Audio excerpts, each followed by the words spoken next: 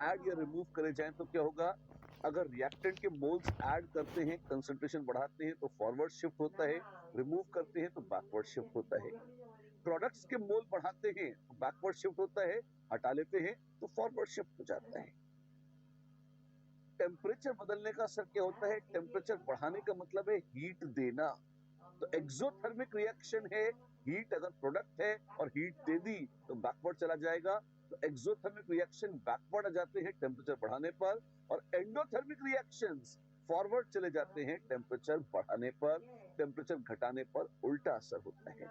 ये दो चीजें हमने बड़े तसल्ली से विस्तार से देखी थी पिछली बार, राइट? यही नहीं, कुछ एक और मजेदार बातें भी सीखी थी, छोटे छोटे पॉइंट सीखे थे, और वो सब एन्यूमरेट अगेन आप समरी ऑफ लास्ट लेक्चर में कर सकते हैं। आज हम शुरुआत कर रहे हैं उन्हीं के एक एग्जाम्पल से। एक एग्जाम्पल्स करेंगे और कहानी को आगे बढ़ाएंगे। शुरुआत करें। आइए, यह पहला क्वेश्चन आपके लिए। Two gases A and B, one being the dimer of the other, are at equilibrium. ठीक है। The decrease of pressure at constant temperature or increase of temperature at constant pressure favors the formation of B more than A. The reaction could not be represented by. अच्छा, अब हमको ये नहीं पता कि कौन कहाँ कैसे है। वो ये बोला है कि एक दूसरे का डाइमर है। तो मान लीजिए अगर 2A गिविंग यू B ऐसा कुछ होता है, क्योंकि यहाँ ABCD ऑप्शन में भी ऐसा कुछ दिख रहा है। अब बोला है decrease of pressure, decrease of pressure favours the formation of more B. Pressure घटाएंगे, प्रेशर घटाएंगे तो क्या होगा? इक्विलिब्रियम उस दिशा में जाएगा जहां प्रेशर बढ़ जाए। अच्छा, तो या तो एक संभावना ये थी, और या A गिविंग यू 2B, ये भी हो सकता था। एक दूसरे का डाइमर है, राइट? तो या तो A डाइमर होगा या B डाइमर होगा। अगर B डाइमर था तो पहली इक्वेशन है, और अगर A डाइमर था तो दूसरी इक्वेशन है। दो संभावनाएं थी, दोनों को हम लिख के रखते हैं, ठीक है। और हमको दे रखा है if decrease of pressure favors the formation of more B, pressure decrease कर रहे हैं, वॉल्यूम बढ़ा रहे हैं, B की तरफ जा रहा है। जिधर ज्यादा मोल्स होते हैं गैस के, उस तरफ जाता है। गैस के ज्यादा मोल किस तरफ है? गैस के ज्यादा मोल वल्ला, अगर वो B की तरफ जा रहा है तो B के मोल्स बढ़ रहे हैं, यानी इधर जा रहा है। अच्छा, तो ये इक्वेशन सही लगती है? जी हाँ, ये सही लगती है, और ये गलत लगती है। यही नहीं, ये भी बोला है increase in temperature favours the formation of B. Temperature बढ़ाते हैं तो बी की तरफ जा रहा है। इसका मतलब दिस प्लस हीट ऐसा होना चाहिए। इसका मतलब this reaction must be endothermic, delta H should be positive. ठीक है, तो सही तो ये है, ए से बन रहा है 2B और रिएक्शन एंडोथर्मिक है। क्वेश्चन है the reaction could not be represented by. अच्छा, तो ट्रू फॉल्स करते हैं, फिर देखते हैं। ए गिविंग यू 2B नहीं, 2A giving you B false है, ये फॉल्स है। अच्छा, और 2B गिविंग यू A, हाँ ये हो सकता है। लेकिन इसमें डेल्टा एच नेगेटिव है, इसका मतलब उल्टे का, A से 2B आ रहा है, वो डेल्टा एच पॉजिटिव है, ये ट्रू है, अभी देखा था हमने। और B giving you A, delta H positive नहीं, डेल्टा एच नेगेटिव होगा, ये फॉल्स है। और हमें फॉल्स चुनने थे, ट्रू नहीं चुनने थे, ध्यान करिए। तो इसका मतलब क्या हुआ? सही आंसर क्या है? A, B और D, ABD, आबाद is the correct answer. Correct? Yes, there we are. एक और जैसी बात पे बिल्कुल देखते हैं अगला सवाल। Calculate the equilibrium concentration ratio of C to A। C at equilibrium by A at equilibrium, ये रेशियो निकालना है। If equimolar ratio of A and B were allowed to come to equilibrium at 300 Kelvin, A plus B तगड़क C plus D दे रखा है। Delta G naught की एक value दे रखी है। ओ my God, क्या करना होगा? देखते हैं क्या करना होगा। इक्विमोलर रेशियो बोला है, शुरुआत में था ए और बी का, सी और डी नहीं थे, ठीक है। तो मान लीजिए एक इनिशियली कॉन्सेंट्रेशन था C नॉट 0 x चला गया, x चला गया, x बन गया, x बन गया। तो Kc is x square upon C not minus x the whole square, ठीक है। क्या हमें C नॉट पता है? नहीं। क्या हमें x पता है? नहीं। हमें ये निकालने हैं। हाँ, कैसे निकालेंगे? आइए देखते हैं, कोशिश करते हैं। इनफैक्ट रेशियो ही निकालना है। तो रेशियो क्या हो जाएगा? वेल इसको एक और स्टाइल से भी लिख सकते हैं। कैसे? एक्स की बजाय अगर अल्फा के टर्म्स में लिखते हैं तो उसकी फील मुझे अच्छी आ रही है। सी नॉट अल्फा गया, सी नॉट अल्फा गया, plus C naught alpha plus C naught alpha बता। आओ देखते हैं क्या हो जाएगा। ये है C naught one minus alpha, C naught one minus alpha, C naught alpha, C naught alpha. Oh wow, तो ये कितना हो जाएगा? ये हो जाएगा C naught alpha into C naught alpha upon C naught one minus alpha का square, which is alpha square by 1 minus alpha the whole square। तो केसी अल्फाओं के टर्म्स में आ गया है। ठीक है, अगर हमें केसी पता हो तो हम अल्फा निकाल सकते हैं। जी हाँ, और सी एट इक्विलिब्रियम कितना है? C naught alpha. और ए एट इक्विलिब्रियम कितना है? C naught one minus alpha. और वाह, alpha by one minus alpha is nothing but root KC. तो हमें रूट केसी निकालना है। और केसी कितना है? अगर आपको तो डेल्टा जी नॉट बराबर minus R T L N K. अच्छा, तो यहाँ पे ऐसे कैलकुलेट कर सकते हैं, बिल्कुल कर सकते हैं। डेल्टा जी नॉट बराबर minus R T L N K. R पता है, पता ही होता है, टी पता है 300 केल्विन है। डेल्टा जी नॉट की वैल्यू पता है, बिल्कुल कितनी है? Minus 830 calories. ठीक है, this is minus R which is 2 calorie per mole kelvin into temperature 300 kelvin. Kelvin kelvin कट गए और एल के ऐसा आ जाएगा। ठीक है भाई, how much does this give me? Well this is minus 8.3 upon 6, नहीं प्लस हो जाएगा। ठीक है, this is equal to L N K. And how much is this? अगर डिवाइड करूंगा 6 1 जा 6, 7 8 23, 6 5 जा 30, नहीं 23 है, 6 3 जा 18। ठीक है, और 50, 6 8 जा 48। ठीक है, लगभग 1.38 कुछ ऐसा आ जाएगा। अरे, और ये दे रखा है e raised to 1.38 is 4, so therefore kc is e raised to 1.38 which is equal to actually 4। तो रूट केसी कितना हो जाएगा? तो root KC is root 4 which is 2। Wow, तो हमारा आंसर क्या है? 2। The correct answer is beautifully and lovingly 2। We have done this। आसान है, शानदार है। इतनी सारी बातें करी तो आज की थ्योरी से शुरू करते हैं। अगर वॉल्यूम बदलेंगे तो क्या होगा? अगर गैसेस हैं तो डब्बे का वॉल्यूम बढ़ाएंगे या घटाएंगे तो वॉल्यूम बदल जाएगा। और अगर सॉल्यूशन है तो उसमें सॉल्वेंट डाल देंगे तो भी वॉल्यूम बढ़ जाएगा। सॉल्वेंट अलग से निकालना तो संभव नहीं होता, पर ऐड करके डाइल्यूट करना हमेशा संभव हो जाता है। निकालना क्यों संभव नहीं होता?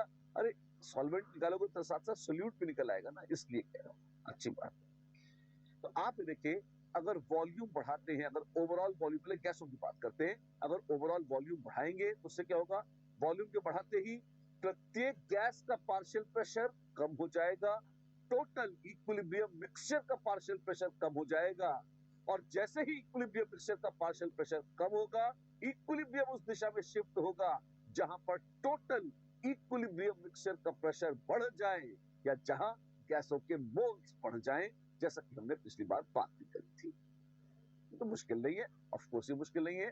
मोर number of moles of gas आएंगे, उस तरफ शिफ्ट हो जाएगा, यानी वॉल्यूम बढ़ाकर टोटल प्रेशर कम कर दिया जाए तो, एज पर ले शटलेस प्रिंसिपल। अच्छी बात है। तो मान लीजिए अगर रिएक्शन है ए गैस टकड़क बी गैस, क्या होगा? इसमें डेल्टा एन गैस 0 है तो वॉल्यूम चेंज होगा। तो ये सच है, पार्शियल प्रेशर ए का भी बदलेगा, बी का भी, और वो फॉरवर्ड बैकवर्ड शिफ्ट कहीं नहीं होगा। क्यों? इसको हम प्रेशर वाले टर्म में पहले भी देख चुके हैं। सेम बात है, कोई नई बात नहीं है। Just we are revising it just to be sure. क्यों? बड़ा इंपॉर्टेंट कॉन्सेप्ट है, आपको आना चाहिए। इस नियत से हम उसे एक बार फिर से बोले दे रहे हैं। ठीक है ना? अच्छा, जैसे H2 प्लस I2 टकराक 2HI। अब वॉल्यूम बढ़ाते जाइए, वॉल्यूम बढ़ाते जाएंगे, पार्शियल प्रेशर कम होगा, और पार्शियल प्रेशर दोनों का एक साथ एक जैसा ही कम होगा। किसका? H2 और I2 का। ठीक है, तो क्या हो जाएगा?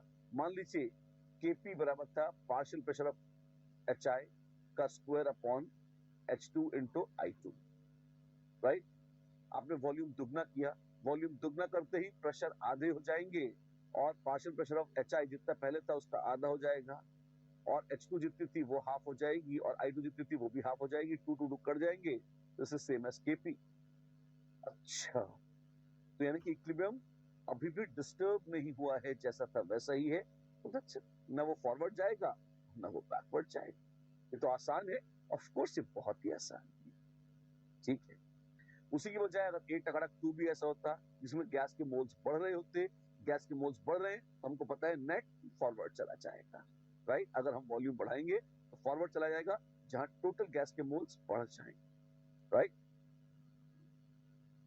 जैसे जैसे M2O4 टकराक 2NO2, अब वॉल्यूम बढ़ाएंगे, इक्विलिब्रियम फॉरवर्ड जाएगा, NO2 रेडिश ब्राउन कलर की है, N2O4 कलरलेस है, तो मिक्सचर और विजिबली रेडिश ब्राउन होता जाएगा वॉल्यूम बढ़ाने पर। क्यों? कि फॉरवर्ड आके नया नया NO2 बनाता रहेगा, इसलिए। ठीक है, जी लेंगे इसके साथ। अगर उल्टा हो, डेल्टा एन गैस नेगेटिव हो, तब क्या होगा? बैकवर्ड शिफ्ट हो जाएगा। अच्छा, कैसे? जैसे ये देखिए, O2 giving you ozone, equilibrium में थे, आपने वॉल्यूम बढ़ाया, वॉल्यूम बढ़ाने पे क्या होगा? टोटल प्रेशर कम होगा, इक्विलिब्रियम उस दिशा में शिफ्ट होगा जहां टोटल प्रेशर बढ़ जाए, बैकवर्ड चला जाएगा। वाव, तो ओजोन टूट टूट कर O2 बनाने लगेगी। जी हाँ, अगर हम वॉल्यूम बढ़ाएंगे तो ओजोन टूट टूट कर O2 बनाने लग जाएगी।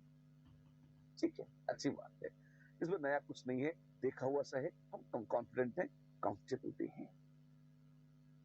एक एग्जांपल बताइए, अगर है हेबर्स प्रोसेस, बहुत ही क्लासिक, N2 plus 3H2 टकराक 2NH3, वॉल्यूम बढ़ा रहा हूं, किधर शिफ्ट होगा इक्विलिब्रियम?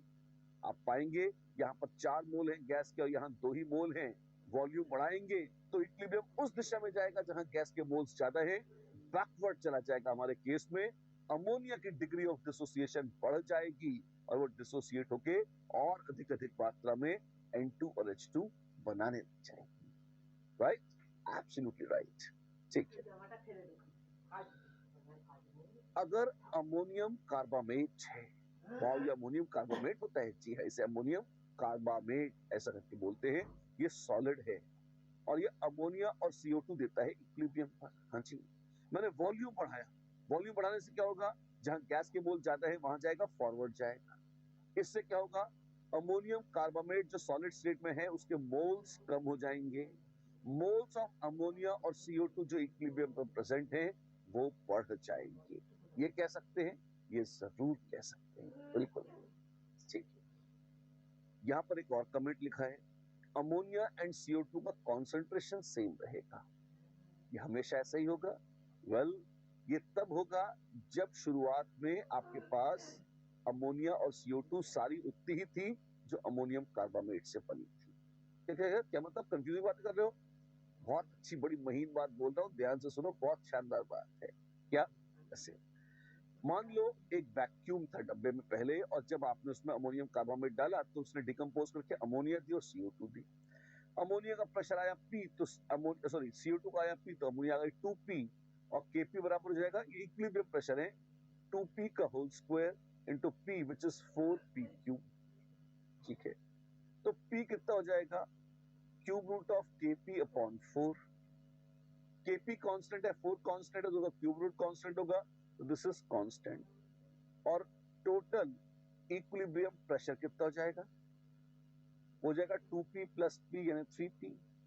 P कांस्टेंट है तो 3P कांस्टेंट है, यानी कि ये इक्विलिब्रियम प्रेशर भी और ये कांस्टेंट है। ये हेटेरोजेनस की खूबसूरती है। जी हाँ, ये कांस्टेंट हो जाएगा।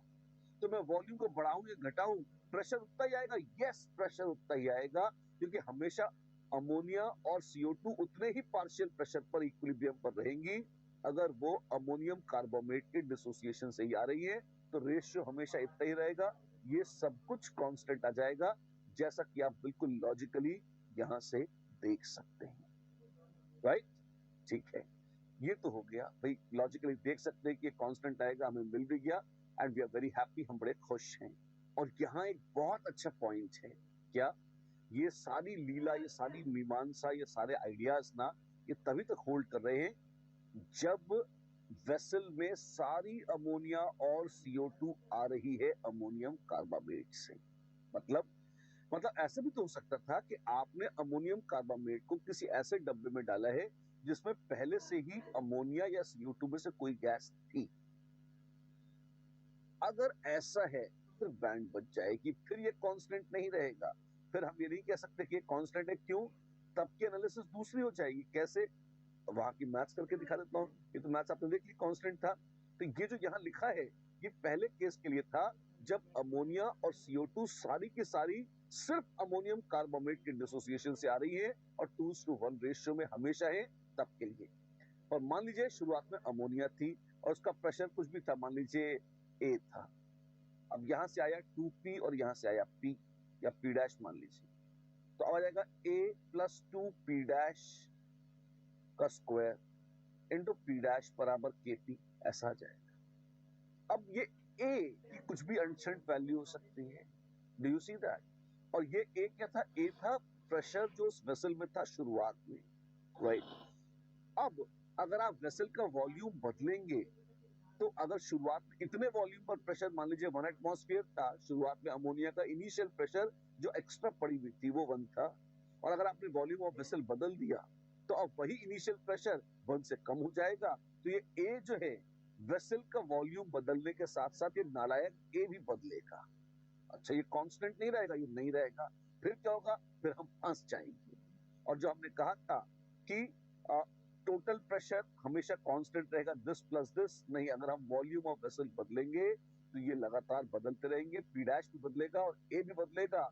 इनका प्रोडक्ट यहाँ पे कांस्टेंट है इस फॉर्मूले के हिसाब से, पर इंडिविजुअली ए और पी डैश अब कांस्टेंट नहीं रह जाएंगे, राइट? तो जो हम कहा था कि अमोनिया और CO2 का कॉन्सेंट्रेशन हमेशा सेम रहेगा, ये बहुत ध्यान रखिएगा। Always take this with a pinch of salt. ये सिर्फ तब तक है जब तक शुरुआत में अमोनिया और CO2 के अलावा कुछ नहीं था। अब इनफैक्ट शुरुआत में वैक्यूम था, जितनी अमोनिया आ रही है सारी अमोनियम कार्बामेट से आ रही है, जितनी CO2 आ रही है सारी अमोनियम कार्बामेट से आ रही है। ये तभी सच होगा, इसके अलावा ये सच नहीं होगा। ध्यान रहेगा? बिल्कुल ध्यान रहेगा। अच्छी बात है, खूबसूरत बात है। तो चलिए इसी कहानी को आगे बढ़ाते हैं। आगे क्या है, आइए देखते हैं। The change in volume of the system alters the number of moles in which of the following equilibria.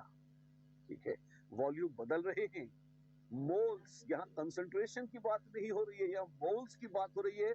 Forward या बैकवर्ड जाएगा तो मोल्स बदलेंगे, अगर फॉरवर्ड बैकवर्ड नहीं जाएगा तो मोल्स नहीं बदलेंगे। तो किसमें नंबर ऑफ मोल्स बदल रहे हैं, ये पूछा जा रहा है। आइए देखते हैं। A option, delta N gas कैसा है?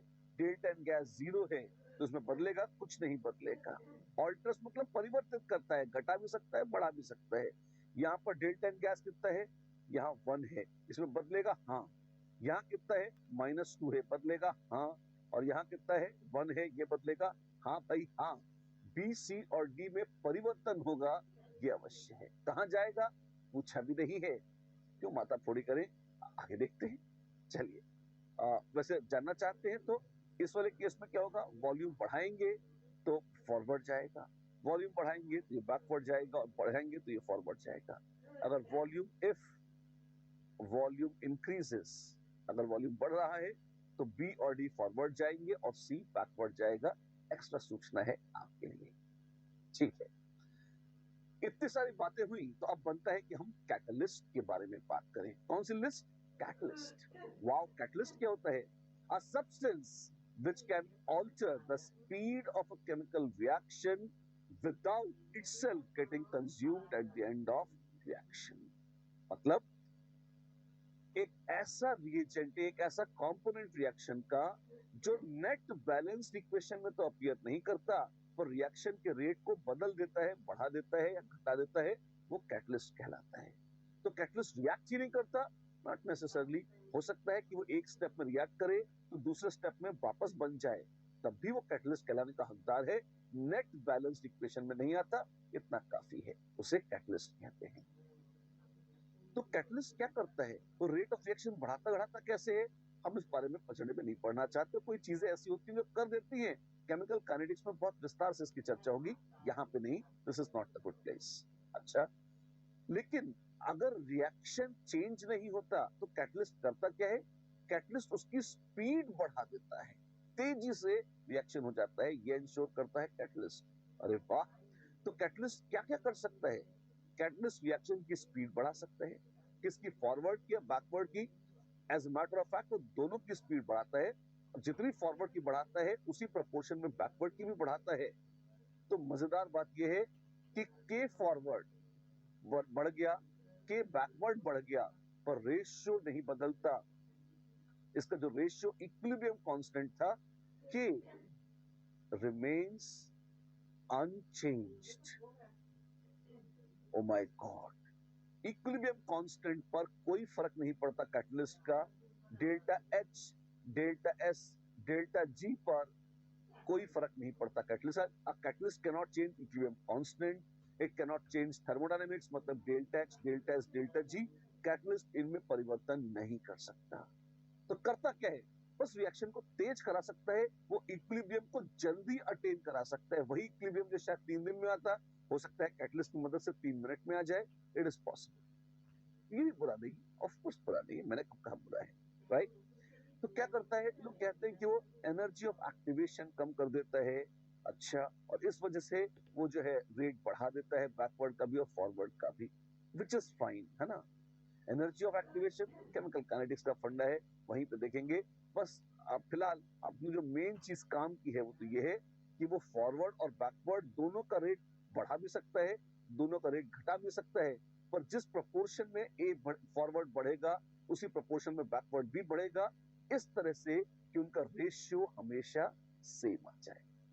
सेम आना बहुत इंपॉर्टेंट है, क्योंकि हमको पता है इक्विलिब्रियम कांस्टेंट न बदलता है और न बदल सकता है कैटलिस्ट के डालने के साथ। कैटलिस्ट करता क्या है, जैसे मान लीजिए आप पहाड़ चढ़ रहे हैं, बगैर किसी मदद के चढ़ रहे हैं आप, तो ठीक है, पहाड़ चढ़ना है आपको, ऑफ कोर्स अब ये लेकिन मुश्किल काम है, ठीक है। अब वहीं पर मान लीजिए अगर हम आ गए आपके पास, अच्छा ये आप जेई का पहाड़ चढ़ रहे थे, अच्छा, और हम क्या है, हम भी तो कैटलिस्ट हैं। हमने क्या किया, ये रहे हम, और हमने हम थोड़ा एक्सपीरियंस्ड हैं, हम आगे चल रहे हैं, तो हमने क्या किया, हमने आपको भी रस्सी दे दी, हमने कहा हमारे साथ सहारा लेकर पीछे पीछे चढ़ते चलो। आपने भी चढ़ाई शुरू कर दी। अब आप देखेंगे ये सहारे के साथ ऊपर चढ़ना आसान हो जाता है। तो क्या हमने पहाड़ की हाइट छोटी कर दी? नहीं, पहाड़ तो है जता है, आईडीजेई जहां तक जाएगा वहीं तक जा रहा है। हाँ, हमने आपकी मदद कर दी चढ़ने में, तो हम कैटलिस्ट अवश्य हैं, हम पहाड़ को नीचे नहीं कर सकते और आपको ऊंचा जरूर उठा सकते हैं। कैटलिस्ट भी यही करता है, वो डेल्टा एच चेंज नहीं करता, वो डेल्टा एस, डेल्टा जी चेंज नहीं करता, वो इक्विलिब्रियम कांस्टेंट चेंज नहीं करता, वो इक्विलिब्रियम कॉन्सेंट्रेशन तक नहीं बदल सकता। हाँ, जो करता है जल्दी करा सकता है, यही मतलब है कैटलिस्ट का, राइट? इतना ही असर है, दैट्स इट। तो what will be the effect of addition of catalyst at constant temperature?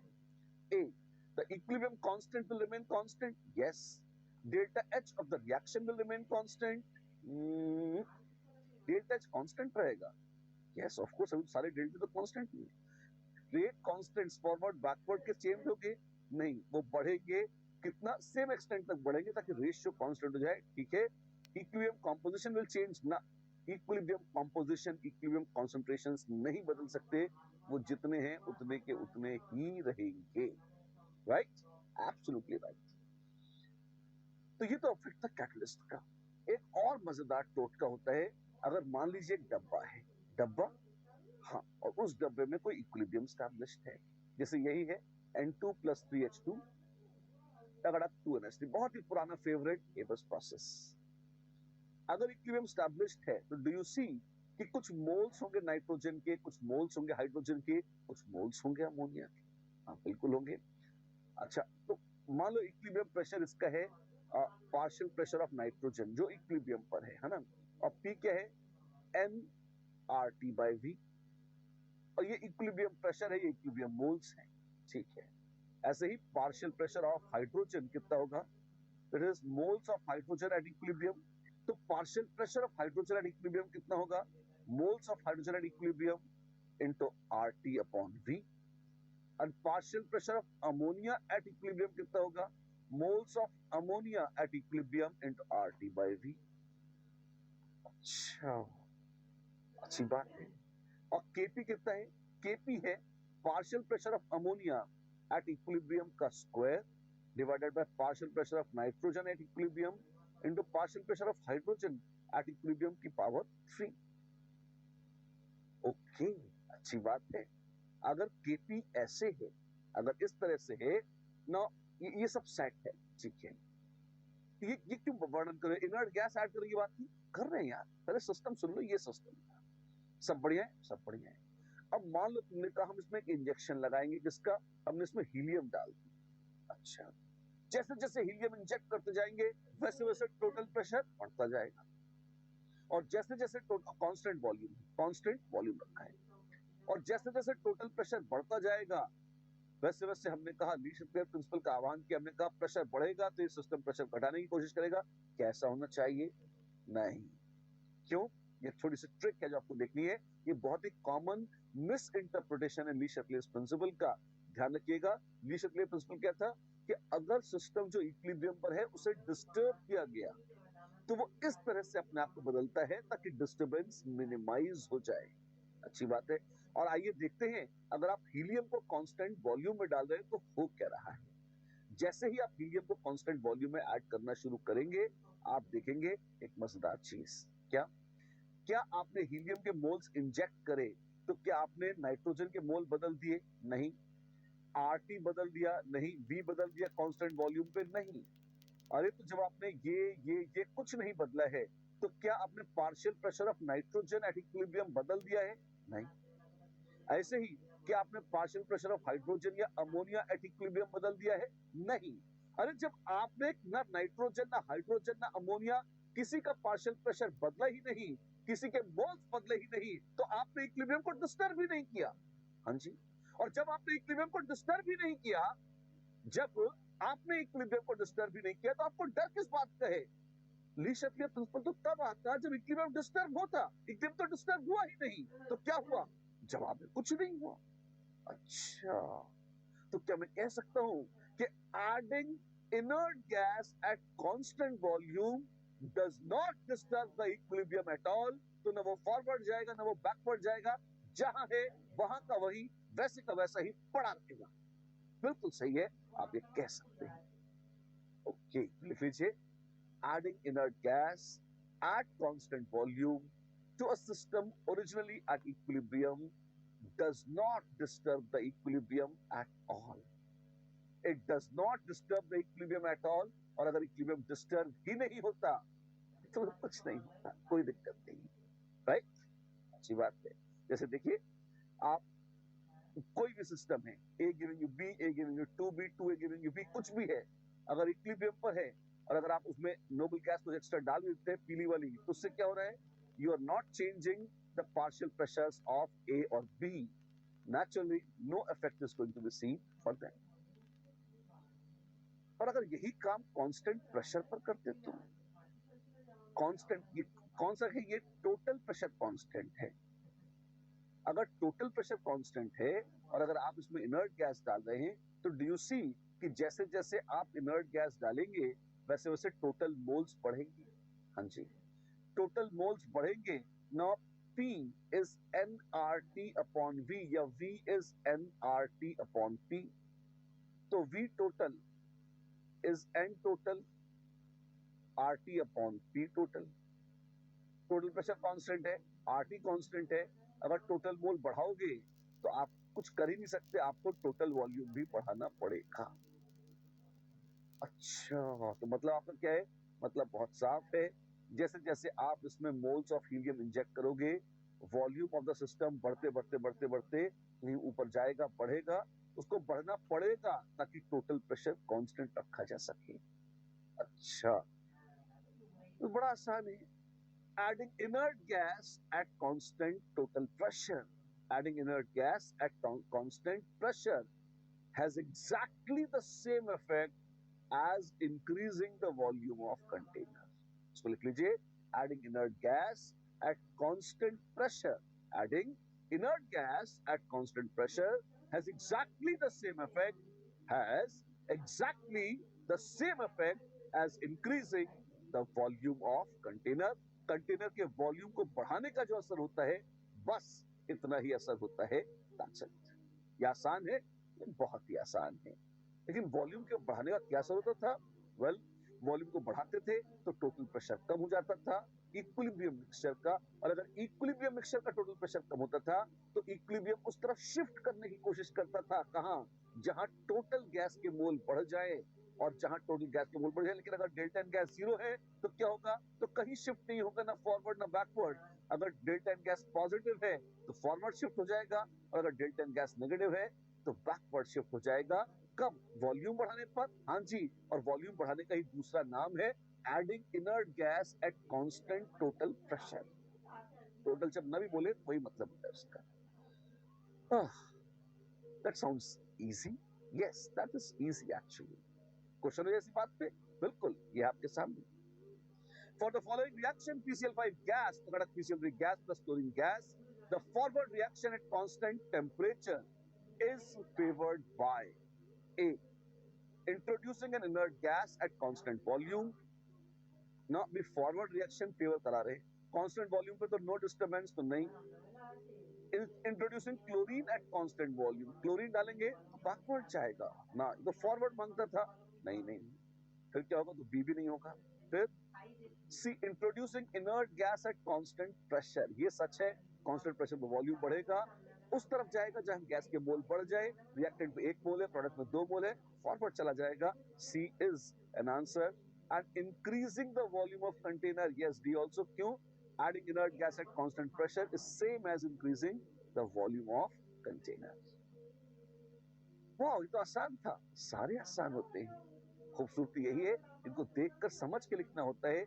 अगर समझ में आ जाए तो बहुत आसान है, और नहीं तो फिर ना कुछ चबाते रह जाते हैं लोग, राइट। कुछ प्रैक्टिकल सिचुएशंस हैं जहां लीश अप्लाई प्रिंसिपल को हमने अप्लाई किया है। लोग अप्लाई करते हैं कहां? आइए देखते हैं। एक बहुत मजेदार केस है फेज ट्रांजिशन का।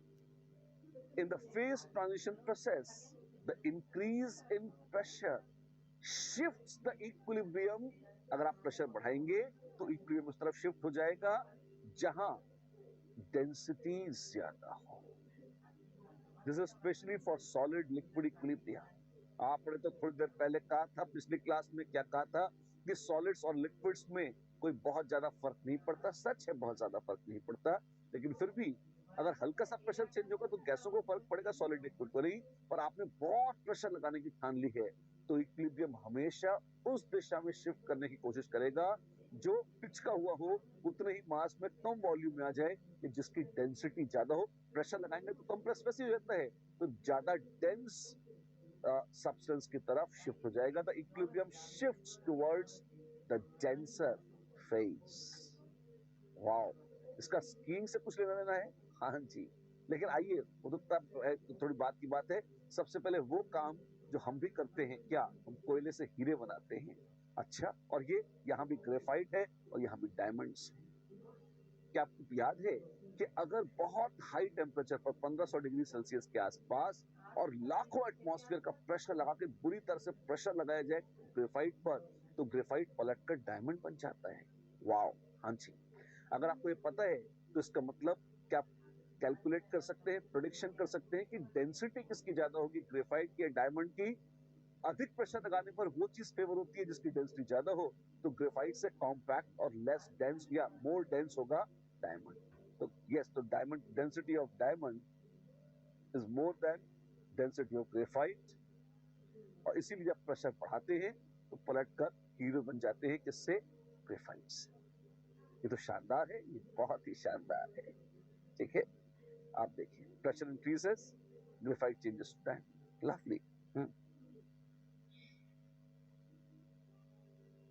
बर्फ के पिघलने की भी बात कर ली। जब स्कीइंग करते हैं लोग, कैसे कर लेते हैं? फिसलते हैं बर्फ पर। पत्थर पे तो क्यों फिसलते ऐसे, तो बर्फ पे क्यों फिसल जाते हैं? एक बड़ा मजेदार फिनोमेना है। क्या आपको पता है कि बर्फ पानी में तैरती है? इसका मतलब density of ice is less than density of water. आमतौर पर सॉलिड्स की डेंसिटी उनके लिक्विड फेज से ज्यादा होती है। Ice is a rare exception जहां पर density of liquid is more than density of solid. इसका कोई खास असर है? इसका एक बहुत मजेदार असर ये होता है कि आप बर्फ पर फिसल सकते हैं। दूसरे पदार्थ अगर सॉलिड हो जाएं तो आप उन पर उस तरह से फिसलेंगे नहीं। क्यों? आप देखिए, जैसे ही आप बर्फ के ऊपर खड़े होते हैं, आपका अपना वजन बर्फ में पड़ता है आपके चरणों के थ्रू, या स्कीइंग कर रहे हैं तो स्कीइंग के जो बोर्ड्स होते हैं उनके थ्रू, जहां जहां आपका वजन पड़ रहा है वहां प्रेशर बढ़ गया। जहां प्रेशर बढ़ गया तो इक्विलिब्रियम उस दिशा में शिफ्ट होगा जहां पर प्रेशर घट जाए, पदार्थ थोड़ा सिकुड़ जाए, जहां डेंसिटी ज्यादा हो। डेंसिटी कहां ज्यादा है? प्रेशर बढ़ा तो डेंसिटी ज्यादा है लिक्विड की तरफ शिफ्ट हो गया। लिक्विड की तरफ शिफ्ट हो गया तो आपके पैरों के नीचे लिटरली जमीन खसक नहीं रही है तो पिघल तो गई, बर्फ पिघल गई। बर्फ पिघल गई, आप फिसल गए तो आगे बढ़े। जब आगे बढ़े तो जहां पहले खड़े थे वहां प्रेशर कम हो गया, बर्फ फिर से जम जाएगी। लेकिन जहां जहां आपके चरण पड़ते जाएंगे, जहां जहां चरण पड़े संतन के, वहां वहां क्या होगा? आपके पैरों के नीचे बर्फ पिघलती जाएगी और आप फिसलते चले जाएंगे। इसी वजह से जो स्कीइंग करते हैं वो स्कीइंग कर पाते हैं। क्यों? जहां जहां उनके शरीर का प्रेशर पड़ता है, उनका वजन पड़ता है, उनके नीचे बर्फ पिघलती है और वो फिसल जाते हैं। Right? It's a beautiful application of ले शैटलियर्स प्रिंसिपल। शानदार है ये, ऑफ कोर्स शानदार। आप देखिए यहाँ पे डेमोन्स्ट्रेशन दिखा है, प्रेशर जैसे से बढ़ा रहे हैं, बर्फ पिघलती जा रही है। वही जो मैंने आपको एक कॉमन अनुभव के रूप में बताया भी था। एक और बहुत कॉमन सेंस इंटरप्रिटेशन, क्या आपके पास है H2O solid in equilibrium with H2O liquid. जैसे जैसे आप गर्म करते हैं बर्फ पिघलती है, जम जाती है। अभी बर्फ पिघल जाती है ना, क्यों? क्योंकि ये एंडोथर्मिक रिएक्शन है। एंडोथर्मिक रिएक्शन आप हीट देंगे तो फॉरवर्ड शिफ्ट हो जाएगा और सॉलिड से लिक्विड की ओर इक्विलिब्रियम शिफ्ट हो जाएगा, which is a very common sense affair. ये आप जानते भी हैं, मुझे पढ़ाने की जरूरत नहीं है कि गर्म करने पर बर्फ पिघल जाती है, पर आप उसे ली शैटलियर्स प्रिंसिपल से भी देख सकते हैं। अच्छी बात है, ठीक है।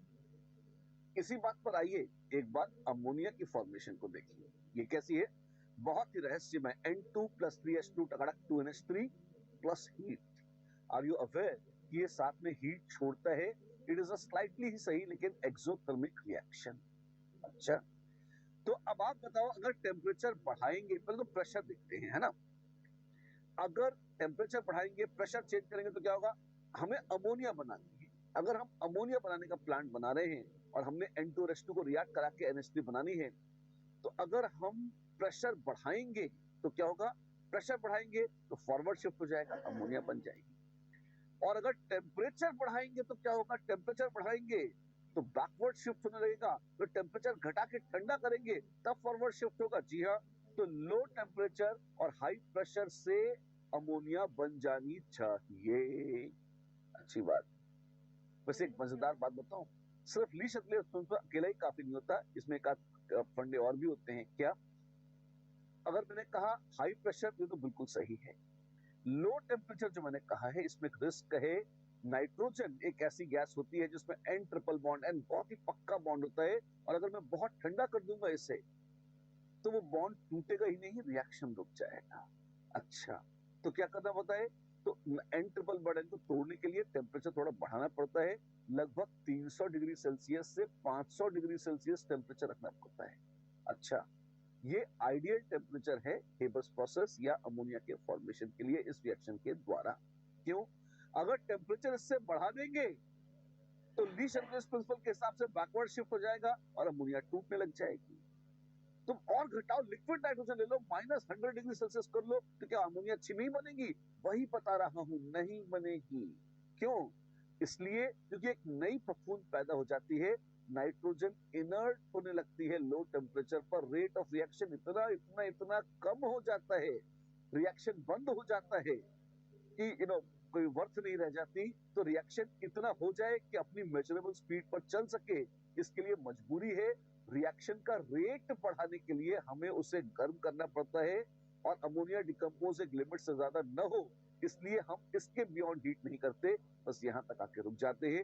ये आइडियल कंडीशंस मानी जाती हैं हेबर्स प्रोसेस के लिए। तो जहां ली शैटलियर्स प्रिंसिपल बहुत अच्छा है, बड़ा सटीक है, वहां हम ये भी देखें, it is not the only thing which is used for deciding the appropriate conditions of a reaction. ये भी हो सकता है उसके साथ साथ काइनेटिक फैक्टर्स हों, जैसा कि नाइट्रोजन के केस में हमने देखा, जिसकी वजह से हमें रिएक्शन कंडीशंस थोड़ी सी ली शैटलियर्स प्रिंसिपल के अलावा वहां से हटकर भी चुननी पड़ सकती है।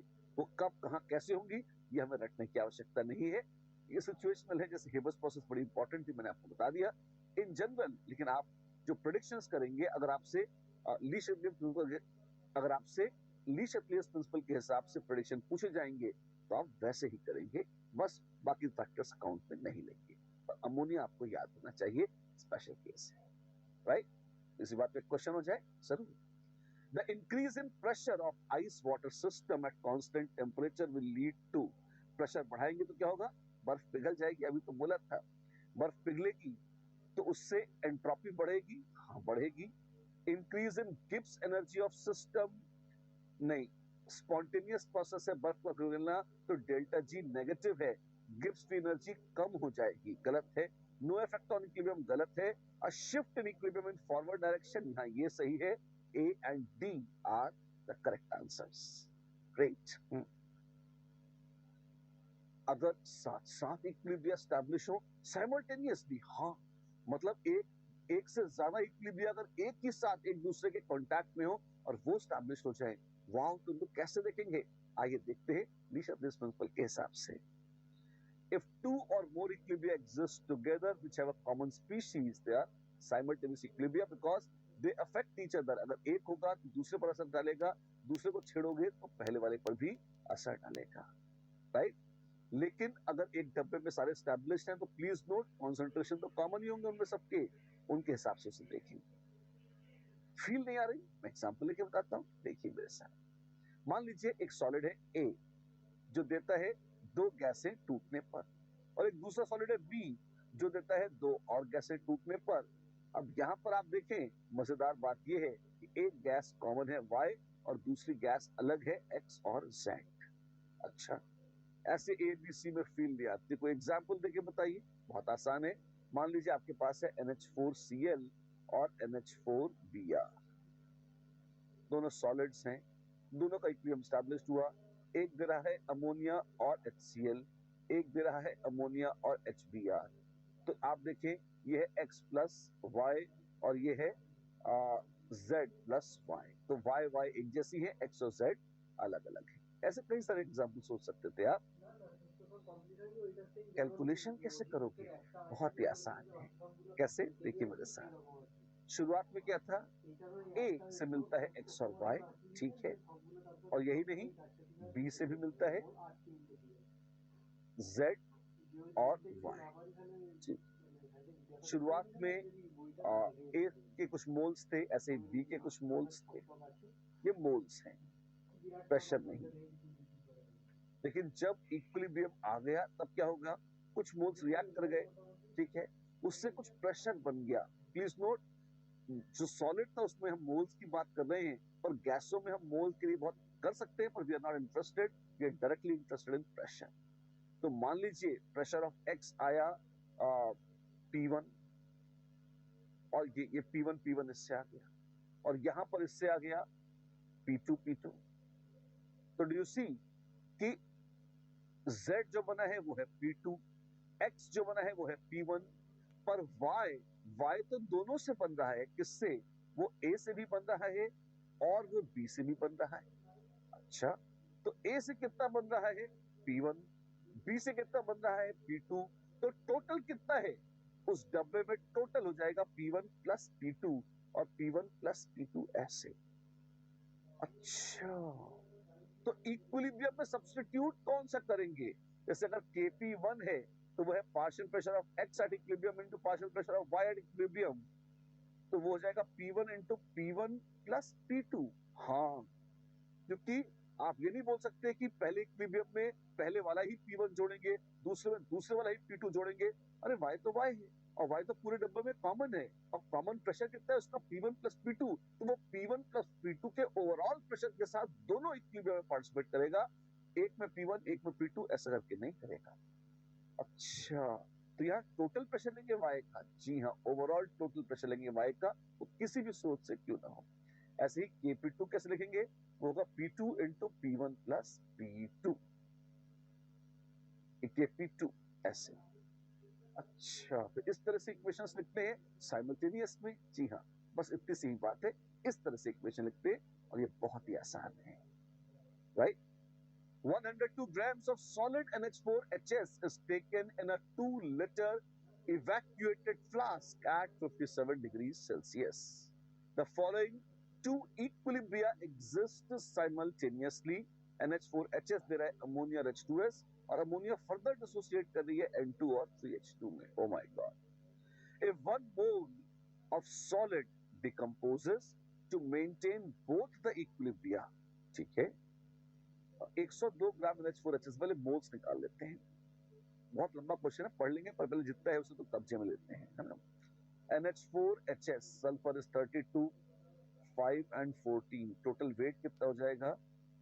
5 4 9 2 11, 51.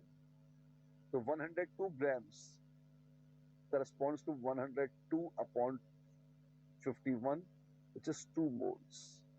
तो मेरे पास 2 मोल सॉलिड NH4HS था, उसको 2 लीटर की वेसल में लिया, वेसल खाली थी, 57 डिग्री सेल्सियस यानी कि 330 केल्विन टेम्परेचर था. खुशी हुई जान, इक्विलिब्रिया सेटअप हुए, 1 मोल ऑफ सॉलिड डिकम्पोजेस बोला है, ठीक है, and 0.75 moles of hydrogen was found at equilibrium. अगर 0.75 मोल्स हैं हाइड्रोजन के, तो एक बात पक्की है, नाइट्रोजन के मोल्स उसके 1/3 होंगे, 0.25 मोल्स होंगे इक्विलिब्रियम पे. इक्विलिब्रियम अगर इतने इतने मोल्स हैं इक्विलिब्रियम पे, अगर इतने इतने मोल्स हैं इक्विलिब्रियम पर, तो partial pressure of nitrogen at equilibrium कितना होगा? Well, partial pressure of nitrogen at equilibrium will be moles of nitrogen. कितने मोल्स हैं नाइट्रोजन के? We have N RT. R क्या है? निकालना पड़ेगा जो भी है. टेम्परेचर कितना है? 330 केल्विन अपॉन V. वॉल्यूम है 2 लीटर्स. वेल, R का अगर 0.0821 रखें तो आ जाएगा अपने पास इतना 0.0821 अप्रोक्सीमेटली 1/12. अक्सर हम अप्रोक्सीमेट कर लेते हैं, तो ये हो जाएगा 1/12. कैलकुलेट करो भाई, प्रेशर कितना आ जाएगा? 3110, 3 4 12 4. This is 2.5 into 11/8. Really not very pleasant calculation, but जो भी होगा, हमारे पास चाहेंगे तो नाइट्रोजन आ जाएगी, उसका 3 टाइम्स करेंगे तो हाइड्रोजन आ जाएगी. ये प्रेशर्स हैं, ठीक. इतने इतने मोल्स हैं इनके, तो अमोनिया के कितने मोल्स डिकम्पोज हो गए होंगे? क्या हम कैलकुलेट कर सकते हैं? ऑफ कोर्स कर सकते हैं. कैसे?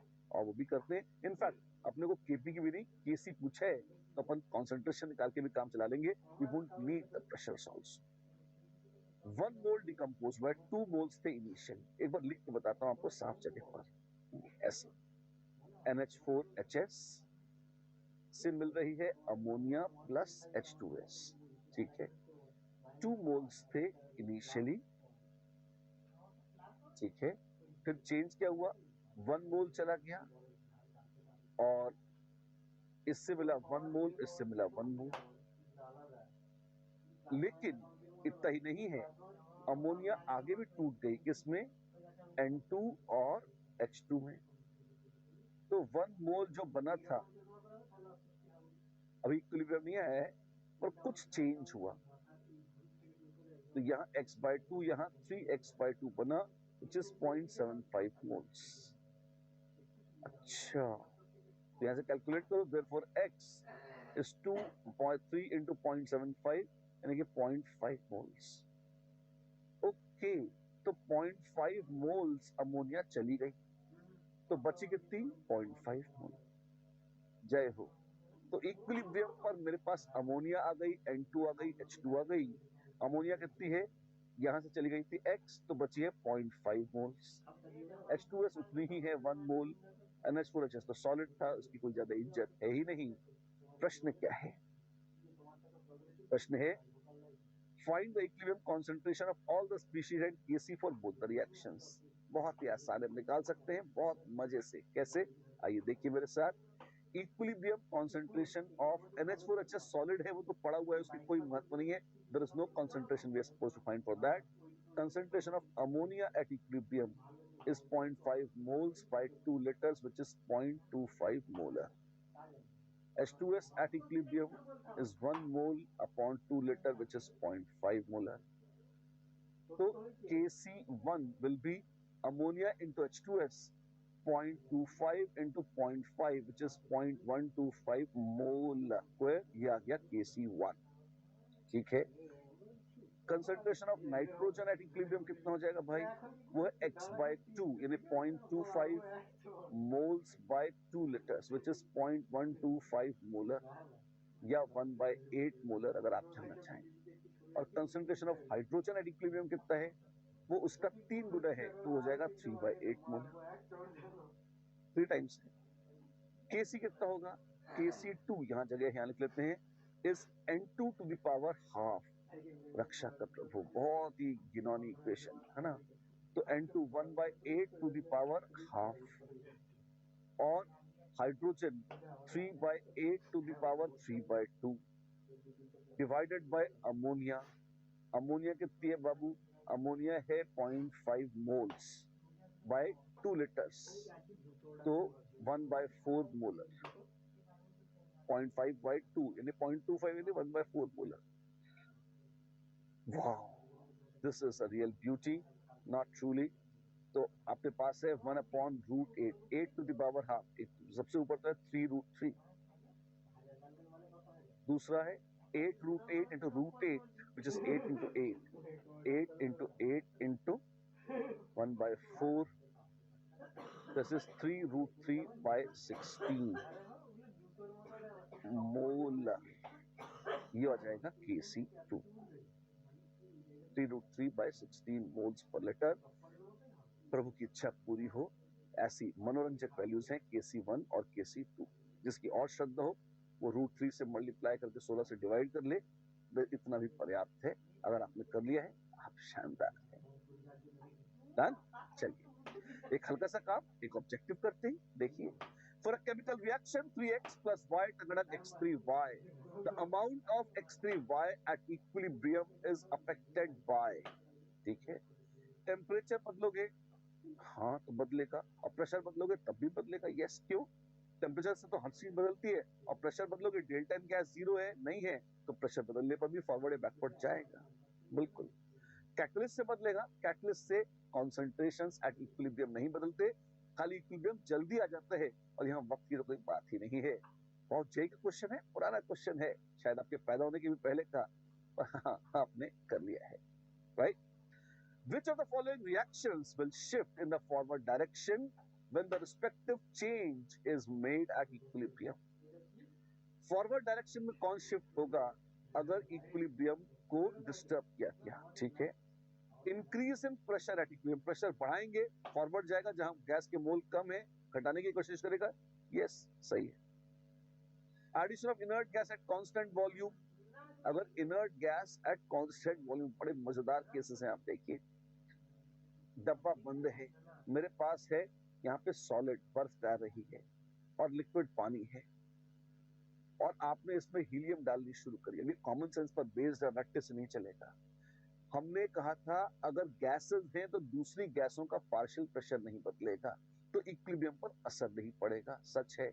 पर यहाँ क्या है, या तो सॉलिड लिक्विड इक्विलिब्रियम है, जी हाँ, और जैसे ही आप इसमें इनर्ट गैस डालेंगे पी टोटल बढ़ जाएगा, प्रेशर बढ़ेगा, प्रेशर बढ़ेगा तो बर्फ पिघल जाएगी भाई, क्या फॉरवर्ड जाएगा? हाँ जाएगा। आप देखिए, ट्रिकी है, बहुत शानदार क्वेश्चन है, आप देखिए, यार दिमाग लगेगा आपको, रट के काम नहीं चलेगा। Yes, it will go forward definitely. C, PCl5 gas टकराक PCl3 + Cl2, addition of inert gas at constant pressure, volume बढ़ेगा, फॉरवर्ड जाएगा। यस, जाएगा, बिल्कुल। एंड H2 का साइड टकराक 2HI, टेंपरेचर बढ़ाएंगे तो फॉरवर्ड जाएगा। वेल, क्या बोला था, it will shift in forward direction when the respective change is made at equilibrium. अब एक्चुअली टेम्परेचर बढ़ाने पर वो फॉरवर्ड जाएगा या नहीं, इसके लिए आपको पता होना चाहिए कि रिएक्शन एक्सोथर्मिक है या एंडोथर्मिक। मतलब H2 और I2 अगर HI बना रही है, सच तो ये है, मैं जानता हूं कि ये एंडोथर्मिक रिएक्शन है, कायदे में क्वेश्चन में गिवन होना चाहिए। पर अगर एंडोथर्मिक है और टेम्परेचर बढ़ाएंगे तो फॉरवर्ड जाएगा। यस, जाएगा। मान लीजिए गिवन है, आप बोल सकते हैं, बिल्कुल। तो A, B, C, D सारे आंसर है। जी हाँ, खुशी की बात है, सारे आंसर हैं। मजेदार है। एक और, बिल्कुल, the dissociation of phosgene which occurs according to the reaction, this is an endothermic process. ठीक है, which of the following will increase the degree of dissociation of COCl2? addition of chlorine backward भेज देगी नहीं, adding helium at constant pressure तो forward जाएगा और alpha पढ़ाएगा। yes, decreasing temperature of system, ठंडा करेंगे तो क्या होगा, ठंडा करेंगे तो बैकवर्ड आ जाएगा, तो नहीं। रिड्यूसिंग टोटल प्रेशर घटाएंगे, वॉल्यूम बढ़ाएंगे तो वो फॉरवर्ड जाएगा। जी हाँ, फॉरवर्ड जाएगा, बिल्कुल। तो B and D are the correct answers. धुआंधार बैटिंग हो रही है अभी आपके लिए, आपको सही करना है बिल्कुल। अगर पहले वाले करें तो बहुत अच्छा है, नहीं तो कम से कम ये तो जरूर करना है। Consider the reaction 2CO plus O2 टकराक 2CO2 plus heat. My God, under what conditions is the shift undeterminable? Forward जाएगा बैकवर्ड कब बता ही नहीं सकते क्या होगा। Hi, addition of O2 and decrease in volume. O2 डालेंगे तो फॉरवर्ड जाएगा, वॉल्यूम घटाएंगे तो कहां जाएगा, तब भी तो फॉरवर्ड जाएगा। जहां गैस के मोल कम हो रहे हैं, तो ये तो डिटर्मिनेबल है। हाँ जी, तो ये आंसर होगा नहीं। एडिशन ऑफ CO डाल दी तो फॉरवर्ड जाएगा, और रिमूवल ऑफ CO2 कर दिया तब भी फॉरवर्ड जाएगा।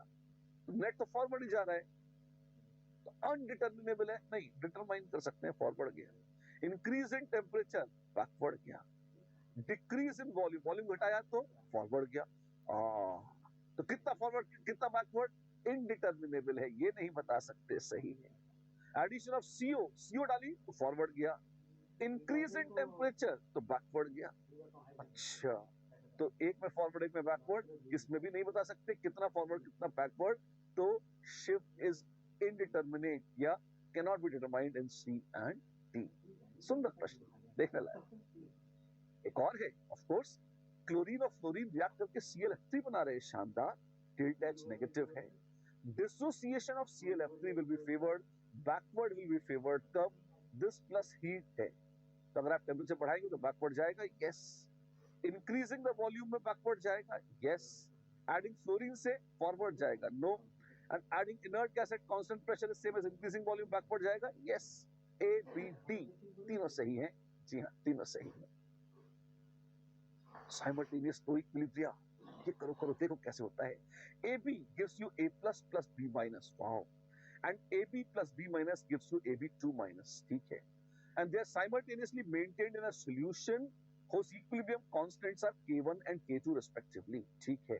तो K1 is A plus into B minus and K2 is AB2 minus, sorry, it is AB2 minus divided by AB into B minus, और सॉरी ये ABB है डिवाइडेड बाय, सब होमोजेनस है दोनों, ठीक है। The ratio of concentration of A plus to AB2 minus is inversely proportional to B minus to the power K, find K। क्या करेंगे? well, अपने को इसमें चाहिए A plus और AB2 minus, A plus और AB2 minus। क्या करें?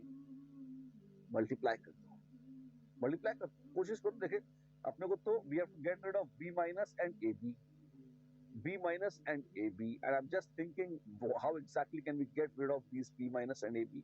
कोशिश करते हैं, मल्टीप्लाई करके भी कुछ रिजल्ट निकलेगा नहीं। K1 K2 बराबर हो जाएगा, मल्टीप्लाई करोगे तो AB2 minus आ जाएगा, ठीक है। A plus आ जाएगा, ये भी ठीक है, इंटू B minus कट जाएंगे, डिवाइडेड बाय AB का स्क्वायर, ऐसा आ जाएगा। फाइन, चलो एक इक्वेशन तो आई। और हमसे क्या बोला था, ratio A plus into AB2 minus. अच्छा, डिवाइड करके देख लेते हैं जी क्या होगा, ठीक है। तो आएगा K1 upon K2 is A plus upon AB2 minus, ठीक है। और AB कट जाएगा, देखिए इधर B माइनस आएगा, और इधर जब डिवाइड करेंगे तो आएगा A plus by AB2 minus, yes.